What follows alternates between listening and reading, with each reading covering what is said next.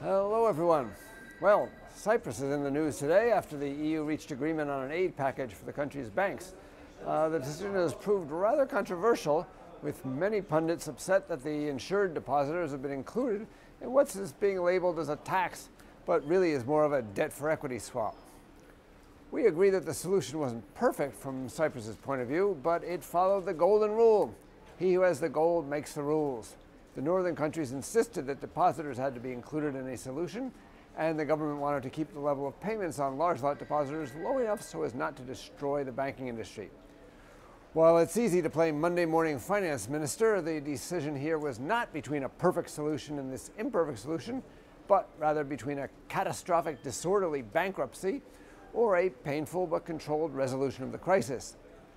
If the president had rejected the proposal, the ECB would have terminated aid to two distressed banks and they would have just collapsed.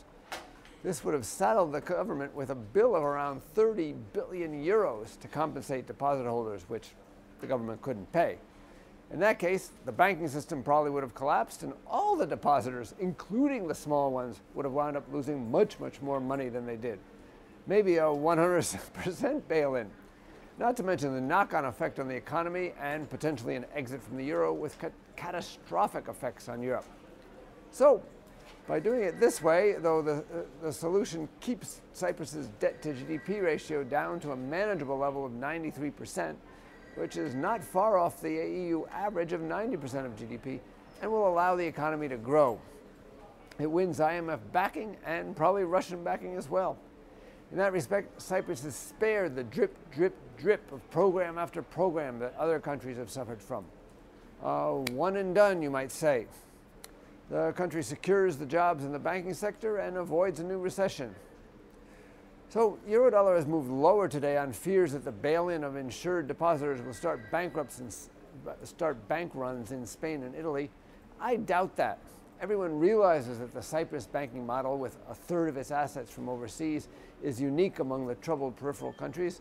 So I'd say that if anything, this is a buying opportunity in Eurodollar, except it looks like the market may have already realized that, as it's already bounced off its lows. Now the key point to watch is the Cyprus government's vote on the matter. While some of the representatives have said they won't vote for the package, the experience we've had with other countries like Greece and Spain, or even the US, has been that once lawmakers look over the precipice, their willingness to jump declines notably, and they take the necessary steps no matter how unpopular they are. That could be the trigger for further Eurodollar strength and a rebound back above 130 the figure. This is Marshall Gittler, head of Global FX Strategy at IronFX, wishing you solid trading.